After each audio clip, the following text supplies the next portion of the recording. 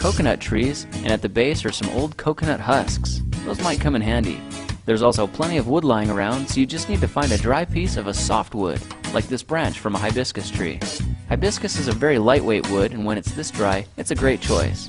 Your old coconut husk will make a great tinder bundle because it's packed with very fine fibers that should burn easily. Okay, to prepare these sticks for a friction fire, it's important that both sticks come from the same branch. A sharp rock can be used to fashion some of the wood into a long, narrow stick, cutting the tip of the stick so that it's slanted at a 45-degree angle on both sides. When it's ready, it should look something like this. Now use your sharp rock to carve a flat spot into the other piece of wood, knocking it down until you've got a surface at least 8 inches long. Then make a groove down the center to act as a track for guiding the other stick.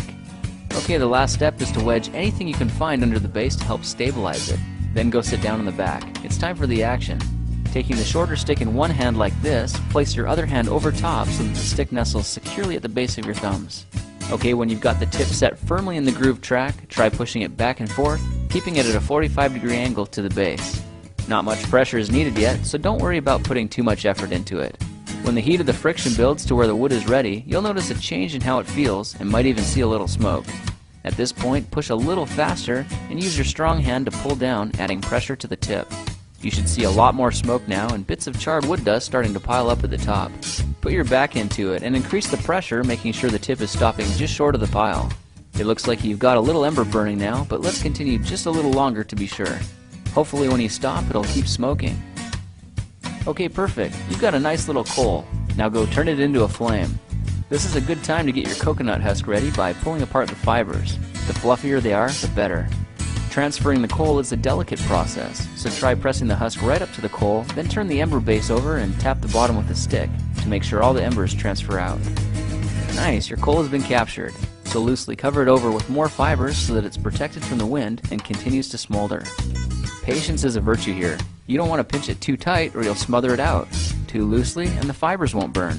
The heat needs to build slowly, so try to balance the amount of air the coal is getting with the quantity of tinder it's exposed to. The amount of smoke being generated is a good indication of how well you're doing, and sometimes blowing gently can help speed the process. When the smoke is thick and you start to feel the heat radiating, it's time to get a little more aggressive. Wave the bundle around to get some more airflow and blow right into the center of the coals. Just a little more air now, and success. There's your flame. The hardest part is over, but don't pat yourself on the back just yet, because by the time you add some wood shavings, your flame may be going out. Not to worry though, because as long as the smoke is thick, there's still a good amount of heat, and the same techniques can be used for blowing the coals back into a flame. Well, there you have it. Now you can start a fire by rubbing sticks together. Now best of luck getting rescued. If you like this project, perhaps you'll like some of my others. Check them out at the King